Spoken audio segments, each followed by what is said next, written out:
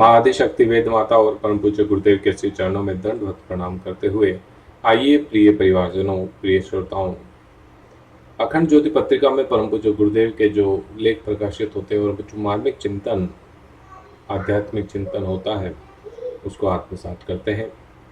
मनुष्य को अपना स्वामी स्वयं होना चाहिए। आज का प्रसंग रहेगा, बहुत ही मार्मिक कथा है। प्रसंग है, ध्यान पूर्वक सुनिएगा।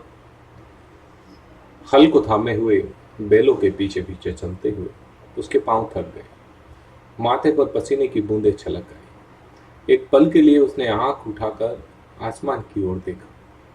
सूरज सिर पर चढ़ाया था।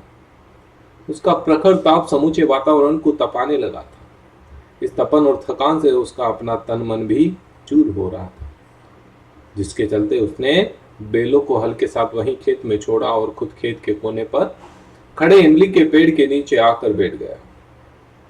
इमली के वृक्ष की घनी छांव ने उसे सुखद आश्रय दिया। हल्की बयार की अनुभूति से उसके माथे पर छलक आई पसीने की बूंदें सूखने लगी। देह पर छाई तपन और थकान से भी राहत मिली। राहत के इन पलों में उसने देखा भगवान तथागत एक पगडंडी से गुजर रहे हैं। उनके साथ कुछ और भिक्षु भी हैं। तथागत को निहार कर उसके अंतःकरण में एक अद्भुत शांति उतर आई। भगवान का शांत और प्रसादपूर्ण व्यक्तित्व उसके समुचे अस्तित्व में व्याप्त हो गया। न जाने क्यों उन्हें देखकर उसे अनूठी तृप्ति मिलती थी। खेतों की जुताई, निराई, गुड़ाई, सिंचाई करते समय रोज ही उसे भगवान के दर्शन होते थे। उन्हें देखते ही वह अपना काम रोक कर खड़ा हो जाता। 2 क्षण उन्हें आंख भर कर देख लेता, फिर अपने आप काम में जुट जाता। भगवान के मुख पर छाई हुई शांति और प्रसन्नता भिक्षु संघ के सदस्यों में उमड़ता उल्लास उसके अंतःकरण को विभोर कर देता था। शुरुआत के दिनों में उसने भगवान तथागत के बारे में पता लगाया, काफी खोजबीन की, क्योंकि उन्हें देखकर उसे कुछ अचरज सा लगता था। बस सोचता था, ये आदमी इतना प्यारा, इतना सुंदर लगता है, किंतु है ये भिक्षु, हालांकि लगता है सम्राटों का सम्राट। उसने जब उनके बारे में पता लगाया तो पता चला कि यह राजमहलों को छोड़कर भिक्षु बना है। भगवान की जीवन गाथा को जानकर उसके मन में तरंगे उठने लगी। उसने सोचा कि अरे, मेरे पास तो कुछ भी नहीं है। ये एक हल है, ये थोड़ी सी खेती है, इसके अलावा भला क्या है मेरे पास छोड़ने के लिए? मैं भी क्यों ना इस महान व्यक्ति की छाया बन जाऊं, मैं भी क्यों ना इसके पीछे चलने लगूं। इनके व्यक्तित्व से जो अमृत झलक रहा है, एक आध बूंद शायद मेरे भी हाथ लग जाए। माना कि मैं निर्धन और अभागा हूं, फिर भी शायद मुझ पर इनकी कृपा हो जाए। आज जब बुद्ध की परम ज्योति उस पर पड़ी तो ये भाव समुद्र की भांति उसके अंतःकरण में उफल उठे। उससे रहा नहीं गया और उसने भगवान तथागत की शरण में संन्यास ले लिया। अब देखिए, फिर भी अभी कहीं उसके मन में शंका बाकी थी। उसने सोचा, अनजान रास्ते पर निकला हूं, आज उत्साह उमंग है, कल हो ना हो, कल मैं इसे निभा पाऊं या नहीं निभा पाऊं, और कहीं शायद फिर से लौटना पड़े तो। बस इसी शंका में, इसी मनोदिशा में उसने बौद्ध विहार के पास खड़े एक वृक्ष के ऊपर अपने नंगल को संभाल कर टांग दिया। अतीत से संबंध तोड़ना इतना आसान नहीं होता साथियों। यादों की चुभन रह रहकर उसका एहसास कराती रहती। संन्यास लेने के बाद कुछ दिन तो वह बड़ा प्रसन्न रहा, लेकिन फिर चारों ओर से उसे उदासी घेरने लगी, क्योंकि जब भगवान कहते थे ध्यान करो तो उसे केवल अपना हल और नंगल नजर आता।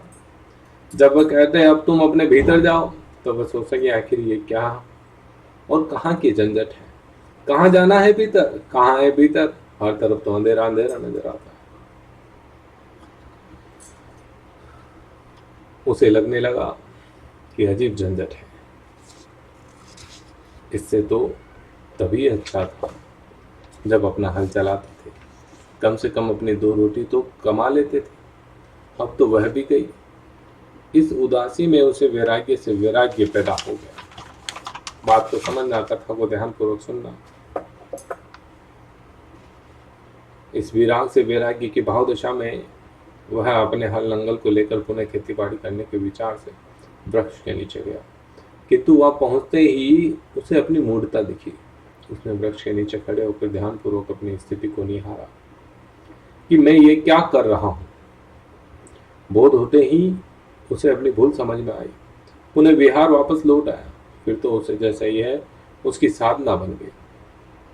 जब जब उसे उदासी होती वृक्ष के पास जाता, अपने हल को देखता और फिर से वापस लौट आता।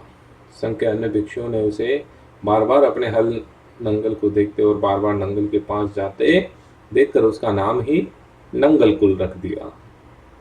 एक दिन वह भी आया। जब वह हल नंगल के दर्शन करके लौटा तो फिर कभी दोबारा वापस वहां गया ही नहीं। उसे अहरत्व उपलब्ध हो गया। पकती गई बात, पकती गई बात, एक दिन फल टपक गया। अतीत गया और वर्तमान का उदय हो गया।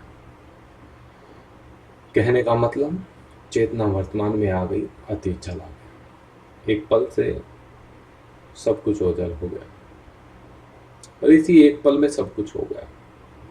इस क्षण में चेतना निर्विकार होकर प्रज्वलित होकर जल उठी। फिर किसी ने उसे दोबारा हल नंगल की ओर जाते नहीं देखा।